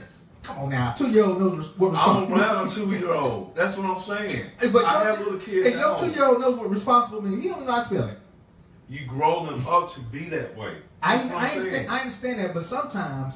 That's how you raise children. But sometimes. That's why your answers to them. Sometimes you Okay. gotta keep. You got an honest comment. Oh, let's see. Did you get it? Don't smoke around the kids, but if they ask, tell the truth. That's being a good parent. Mm-hmm. You see what I'm saying? Well, But you don't want to tell the truth. No, you Ain't none of your business. Go and sit down somewhere. First of all, if you smoke around the kids, that's your bad fault. So you wouldn't be smoking around the kids, right? That's why the question is raised. Don't Some smoke people around. feel like, okay, I can smoke weed and I could be a good parent. No, I mean you can if you don't smoke around your child. What if you do smoke weed and you don't consider yourself a bad parent? What type of answer would you give to a person that say, just because I smoke weed doesn't mean I treat my children wrong? Well, it doesn't. That's my point. But it doesn't mean you treat your kids wrong just because you smoke weed. That's my point. So when they start asking questions, Why do I smoke weed? yes. It's my What glaucoma. responsible answer are you going to give that For kid? my glaucoma. That's why the person is telling the truth. It's my glaucoma. Anyhow. No. First of all, if it's illegal, you don't do it. Period. If it's illegal in your state, If it's legal in your state, you don't do it. Period. Okay. If it is legal, then you do it responsibly. I don't think you smoke around your children. Smoke weed around your children, because smoking weed around your children will cause you to have to ask a bunch of questions you probably don't want to answer. now you're getting somewhere. No, I mean I'm just saying. I'm still saying ain't none of your business. I'm still saying that it's none of your business. Okay. I mean, but is there anything? Is Well, Shelley, so answer the question. Does it make you a bad parent? Why not? Well, I mean, like I said in the beginning, if you're in a state where it's illegal, Mm-hmm. then you shouldn't do it. If it's legal, you shouldn't do it in front of your kids. You know, because again, it's just like, it's almost like condoning them doing it to me. I wouldn't do it in front of my kids, even if it was legal. But I don't know how that's like condoning. I don't think it makes you a bad parent unless you're doing something that influences your child in the wrong direction. And Phyllis's comment was, raise your child in the way in which they should go. So, like you said, what are you smoking it for? Is it for medicinal purposes? Is it for recreational purposes? So if it's for recreational purposes, it's just like with alcohol. You're not going to give your 10-year-old a drink. No. If you do, you're going to jail. You're wrong. You're wrong. Yeah, but So- the 10-year-old ain't so gonna your ask you why you're child- drinking. But they might. But I'm just saying, They could you smell would be alcohol. a bad parent if you They could shared smell it with your child or did it in front of your child. Uh-huh. But You I know, think just like with alcohol, even if it's legal, you have to be responsible with it because it does cause some hallucinations and things like that. So you have to be responsible in how you So are you a bad parent if you drink alcohol in front of your child? I don't believe so. I don't think so. If I you don't get believe drunk so. in front of your child, I think if you take it to, that's why I said you have to be responsible Yeah, but in if front I of was your getting ready to child. say that If you you- can drink alcohol responsibly. Responsible. Yeah, if you drinking Right. it like it's a glass of water and you know you're not bringing no That's being attention to it, responsible. you're being responsible. But if you get drunk, period, that's not being responsible. Regardless if you're in front of your child or not. yes, it is. It's No, I'm saying- irresponsible I'm to saying- get I'm saying drunk in front of your I'm child. saying regardless if you're in front of your child or We got not. a caller. There you go. We Here got we that go. Here we go. Who is it? All right, let's see who this is. I want this bro, man. All right, who you got? Okay, so this is Phil. Uh-oh. Well, hello, Phyllis. What is the key term here? Bad parent or marijuana? Yeah, because you can be a bad parent without marijuana. Yes, you can. You can be a bad parent, Period. and I mean, it's the definition here. Because to me, a bad parent is someone that you leave your wife at home and you got the kids in the car and you go visit your girlfriend. Ooh. Okay? Boy, I'll kill you. That's a bad parent. A bad parent is a man coming home, putting his hand on his wife in front of his kids. That's a bad parent. Yes. A bad parent to me is a woman that goes out undressed or whatever, flirting with other men. She's got a daughter in the car. Undressed. You were scantily stacked dress, you know. Oh, I thought she said undressed like naked. You know, I got you. Go ahead, Phyllis. Mm-hmm. She got that delay going. I mean,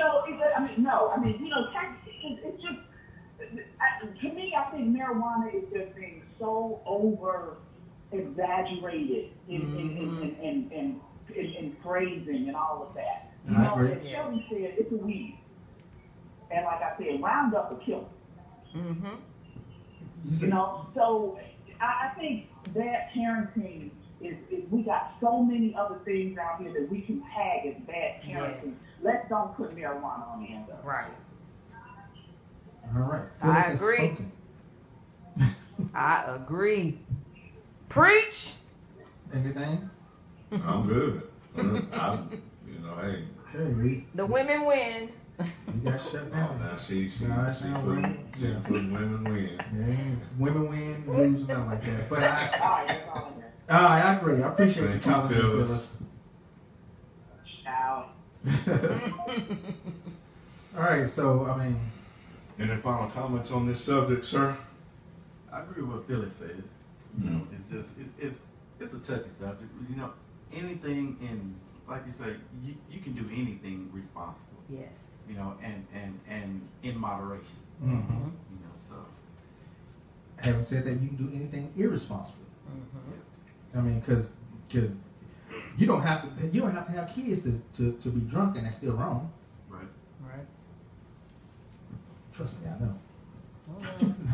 All right. All right. So we These are good? my confessions.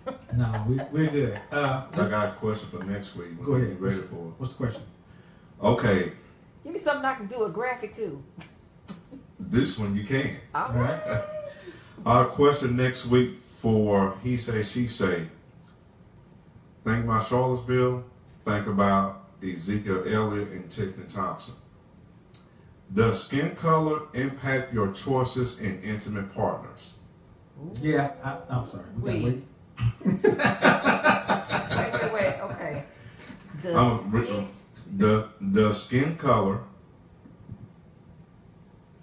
Well, do you want to say skin color or race? Skin color. Because you could be a dark complected Caucasian and look like you African American. Oh, We could put race. a Yeah. dark I mean, your skin complected color, and you could be a Caucasian. light skinned black person look like you white. I mean, you can. Michael Jackson. Does race impact your choices in intimate partners? Again, does race impact your choices in intimate partners? Well, that's our question next week. Y'all gonna mess me up next week. Why? Because the way I speak, and then my answer is gonna be like, That's kind Well, now you have a week to think about it, so you can say it politically correct. Yeah, I got it. Yeah. Well, technically, depends on. That's how I'm gonna speak. Technically depends on. All right, so let's move right along. Okay. Dig into some sports, just sports news. Okay. All right, and we will start with I did my fantasy draft today. I did one of my fantasy drafts today. Okay. Okay. Having said that, and I don't want you to give away your trade secrets. No, I'm not. All right. Do you do fantasy drafts? I don't. You don't, oh yeah, you don't do sports at all, do you? I do sports. I just don't do fantasy. Oh, okay. Fantasy part. No, okay. So let me because we're supposed to let's kind of table that real quick. We're supposed to go on the NFC West, but I don't have my notes or anything like that. Watching these preseason games, who are you most impressed with? Out of all 32 NFL teams, Well, I mean, yeah. that's kind of hard to say right now. TJ White, who? what's called brother. Oh, we're talking about just the Cowboys? No, just anybody. Just throw a number out there. If the Cowboys, they ain't really nobody impressed, have you? Yes. Who? Xavier Woods. Yeah, he The rookie safety that we drafted. I mean, he is playing right now, including the last preseason game he that had we watched. 2 or 3 fumbles, right? And Caused fumbles. in the last hit Mm-hmm. that they ended up ruling incomplete. To me, that was a That was fumble. fumble, But yeah. the lick he laid that caused that ball to come out, that's the type of play you want to see from your defense. Yeah. He played an awesome game. He's impressive so far. So you happy with Taco Charlton? Up to the last game, I wasn't. But I mean, he's a rookie. Some people grow and develop different than others. He's got a motor on him, though. Yes, he do. If you look at his plays, he's got a motor on him.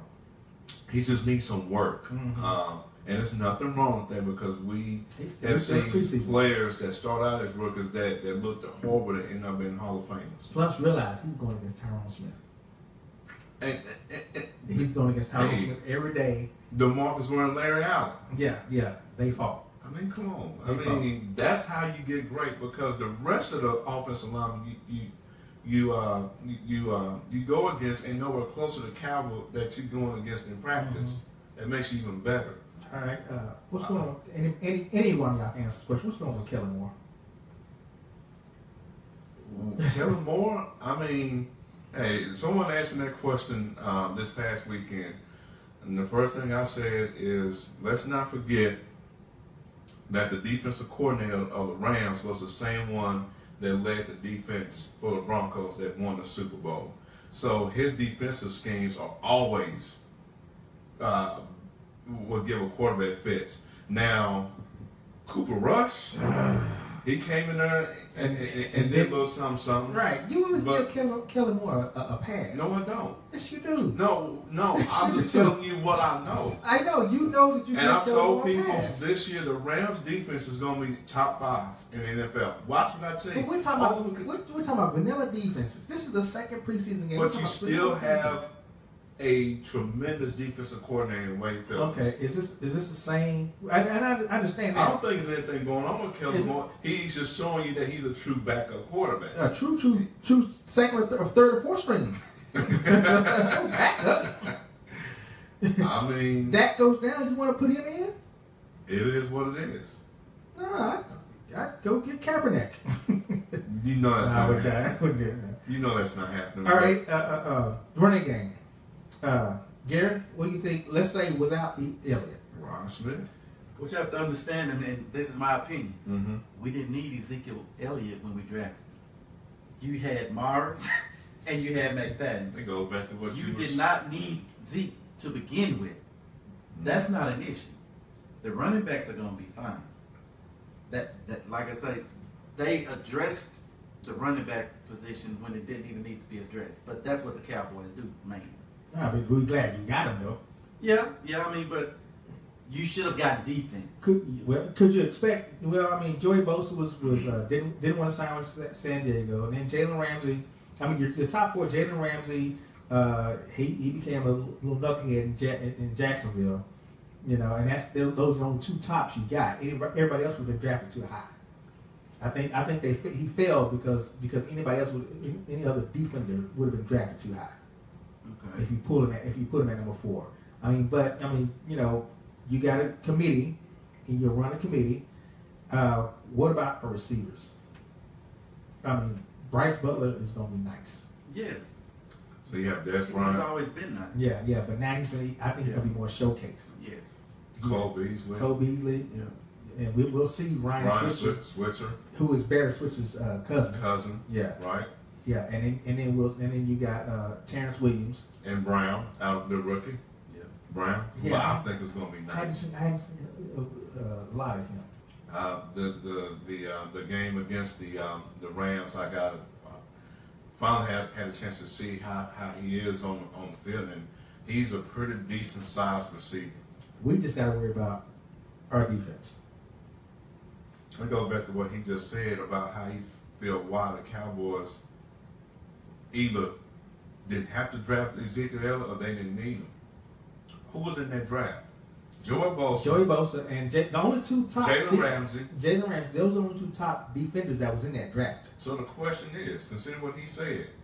If the Cowboys had drafted Joey Bosa instead of Zeke, would they have been just as an effective team without Zeke? Having said that though, but I think this just comes from me. He was defensive rookie of the year. I know, but I think Zeke and Dak complemented each other so well that you had to.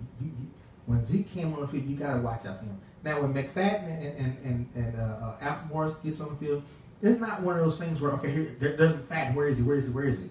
You know, so defense doesn't have to really pattern themselves because they're on the field. When you get Zeke on the field and you got Dak, I mean, shoot, we can get an 80-yard screen just like that against Pittsburgh. You know, you have so many options when you have Zeke on the field, which the reason why I drafted Zeke is to keep the defense off the field. One player, and I don't think they felt Joey Bosa would be that player. I mean, he wound up being a great player. I mean, but you hit and miss on players all the time. Mm-hmm. You know, that's just nature of the beast. This year they had to go straight defense. I mean, you do whatever it takes to get defense. And where they drafted, what was that, 28? Mm-hmm. I mean, like you're gonna find a stud defender back there. I mean, but we've seen the Cowboys being able. I mean, last year's draft was really good. Yes, it was. I mean, even in defense, you got Charles Tapia, who's unknown. You know, Jalen Smith, who's going supposedly be a beast. You know, so you got your defense, and I still like Anthony Brown.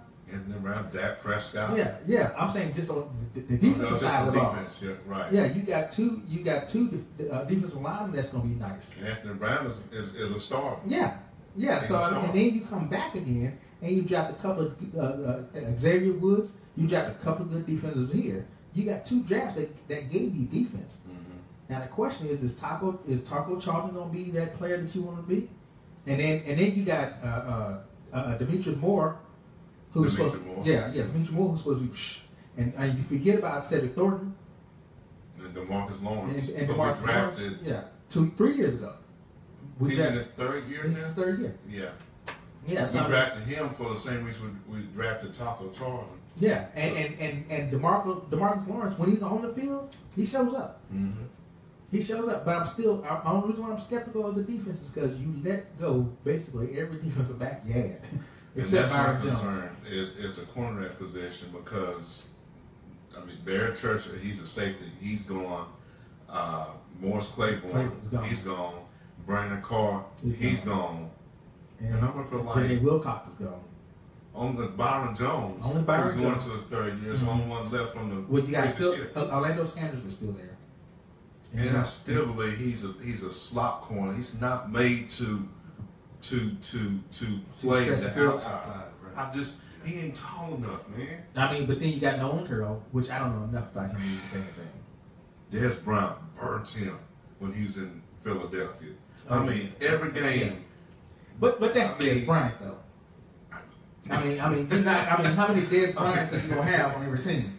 All the Cowboys got to go against Odell Beckham Jr. And he's going to get suspended most likely because of his DUI in Uptown, Nolan Carroll. Oh, He yeah, got busted for that. Yeah. So he's probably most likely not going to start the season. Right. On They the still team. hadn't put a suspension out there yet? No, they have not. Oh, they gonna rule on Ezekiel Elliott, but they gonna wait him. Yes, they did. Same thing with Damian Wilson. Damian Wilson, he gonna get suspended too. You got some missing pieces that You gonna have a shouldn't be bunch on of the them field. missing pieces. Matter of fact, they got 9 defensive players that's gonna be suspended this year. For at least 4 games.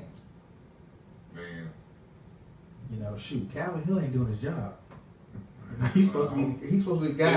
it's not him doing his job, or the players just not being responsible, despite the fact he's doing his job. They're not being responsible. But if you're doing your job, your job is to make them responsible, right? Mm-hmm. Yeah. Can I say did Tony Romo throw that interception, or did Dez Bryant drop the ball? Which route we want to go? You're always gonna blame it on the man that's in charge, right? So, the first 6 games of the season, what's the record gonna be? If he is suspended the first 6 games, let's see, you got the Giants' first game of the season. I would consider that a loss. Then I think they play the Broncos, which Broncos got a nice defense. But we have to, we're taking in consideration that Dak Prescott is not going to grow up again. We're thinking that he's that if they come out 500, would that be okay? I think that would be decent. That actually would be just fine with me. But do we think that You started the season 0-0, and you in the 6-game absence of the season at 500, 3-3. So hey, well, it depends, and you only have one divisional game. So who they got? I'm trying to look that up right now. Let's see. 14 schedule. The first 6 here against the Giants, at Denver, at Arizona, here at home against the Rams and Green Bay, and at San Francisco. And then you got the bye. And then, after the 5th game, then it's a bye, and then week 7 is the 6th game at San Francisco. So you have 3 at home, 3 on the road. So you beat San Francisco because they still don't have a quarterback. Brian Hoyer. Yeah, they still don't have a quarterback. They played Green Bay at home. Ooh. Rematch of last year's NFC divisional round. They might wind up 2-4 without Zeke. Again, at home against the Giants, win or loss. Okay, let's start there. Without Zeke, I'm gonna say loss. What do you think, Gary? I'd agree. Loss. I agree. All right. At Denver. See, the only thing about Denver's got a good defense, but who's gonna be passing the ball? Right. Trevor Siemian or Paxton Lynch. Paxton Lynch. They are undecided quarterback. Yeah, and can Dallas do? Rod Marinelli can really throw some smoke and mirrors up there. That defense is no joke, but Wade Phillips is not there, so his Right. scheme is not there. Right. But their head coach is a defensive-minded coach. Yeah, but they don't do Wade Phillips scheme like Wade Phillips. So I'm gonna give them a win. at Denver, I'm gonna say at Denver they're gonna be 1-1. Cause you gotta factor in we still got Dak Prescott. I'm gonna give it a loss. I would too. A loss. All right. At Arizona, and that's another team pretty good on defense. I'm gonna get that a loss too because Yeah. you got David Johnson there too. Yeah. Whew. That's a loss. Yeah. You got David Johnson. So I'm 1-2. Y'all are 0-3. Yes. Dang. At home against the Rams. I'm getting it. Win. I don't think They'll the beat the Rams. Rams. Yeah, I don't think the Rams defense is gonna gel that quick, and they have no offense. At home against Green Bay. That's a loss. I'm giving them a win. Against Green Bay? Yes. I think they can beat Green Bay too. They can beat Green Bay. They're not as great defensively. Wait. Without They're Izzy, not- Despite the Aaron Rodgers impact, they're not as great. Let me tell you something. Their secondary, let me tell you something. That last NFC divisional game, Dez Bryant had his way the whole game. They couldn't stop him.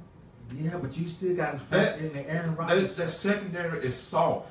Yeah, but that Aaron Rodgers thing is off the chain. That's the only reason why they have a chance to That win. Aaron Rodgers thing, and he showed it when it mattered the most. He showed it. I give them a win. I'm gonna give him a Yeah. loss. I'd give them a win on that one. Cowboys will win that one. I think they'll win that game. So we're now.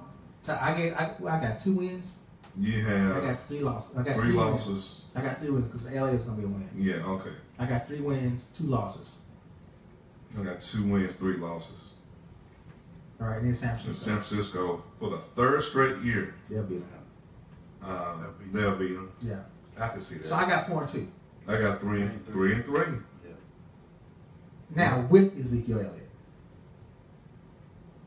The Giants game is a win. Yep. Denver is a win. It's a win. You just said yourself a different scheme. That's a win. I think the Arizona game is a win. It's a win, yeah. The Rams game is a win. Green Bay, that's 6-0. 6-0. They could be 6-0. Make that much of a Does he difference. does he impact the team that much? I'm gonna tell you this: with the absence of Ezekiel Elliott, I know we're about to close. This, to me, this gives Dak Prescott an opportunity to show that this is really his team. Yeah. Well, I mean, this gives Dak Prescott the opportunity to show I earned that Rookie of the Year award. Mm-hmm. And it wasn't because he's gonna have to improvise. It wasn't because of Ezekiel Elliott. That was that was me. It's going to give him the opportunity to and they're opening up a playbook for him too. Mm-hmm. So it's going to give him the opportunity to audibles. It's going to give him the opportunity to do that. Everything Dak be Dak. I think you let him audible a lot more, but especially with this situation coming out the gate like this. And we'll see what type of player. I mean, we already know what type of player he is. But remember, you're talking about teams that now have footage on them. They got film on them. But What that supposed to mean? well, because normally when if you don't have film on a player, on a person, then it's hard to find out what their tendencies are. Okay. You know, so now you have film and footage on him. You're gonna find out what his tendencies are. You can try to beat you can try to beat through his tendencies.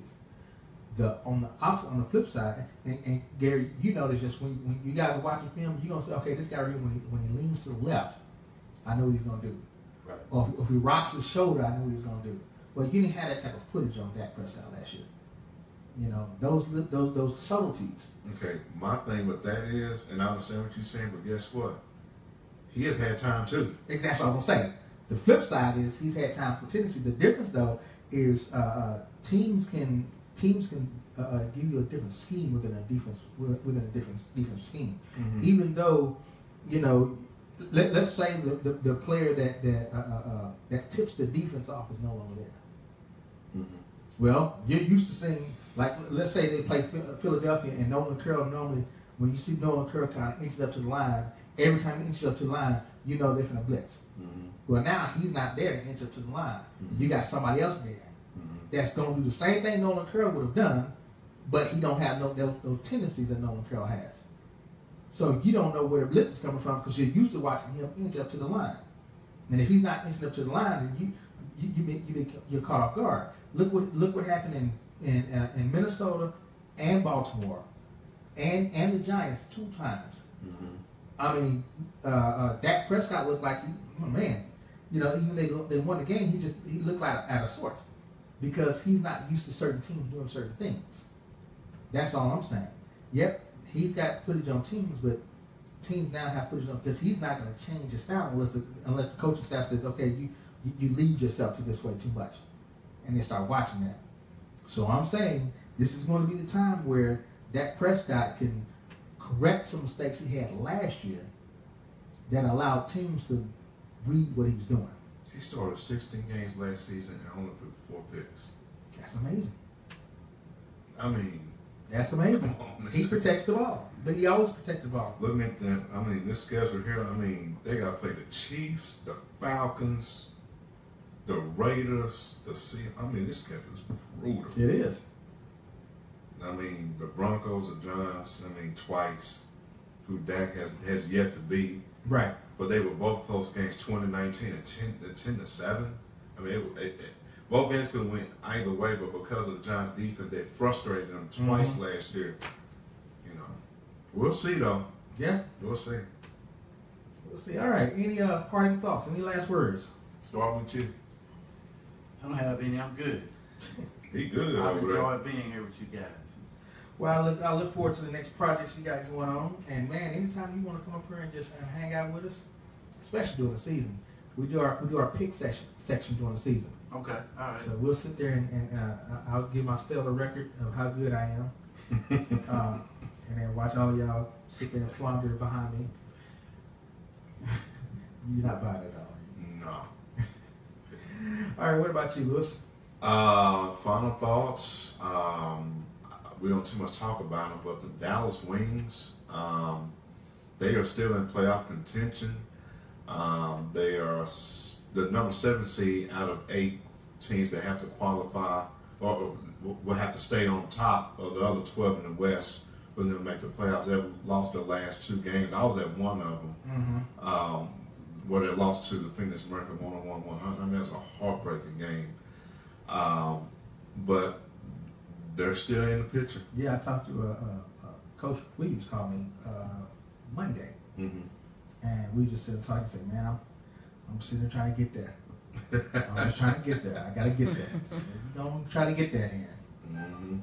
That's my final thoughts. All right. Well, my final thoughts is next week we'll be diving. We'll see what's going on more with Zeke.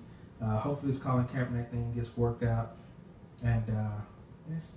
Oh, go ahead. I was going to say some events, but go ahead. Oh, we got events going. Oh, we got the all white party. Is that next week?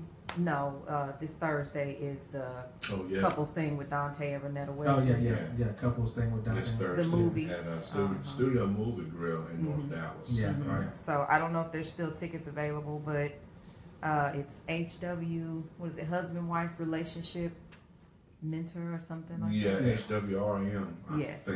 I think. So we'll put it on the Facebook page. So there you have it. This has been 4-1 Sports Talk Radio. Thanks to our special guest, Gary Edwards, for coming in and sitting with us. All right. Thank you, Professor. Thank you, security. Boy, don't get hurt.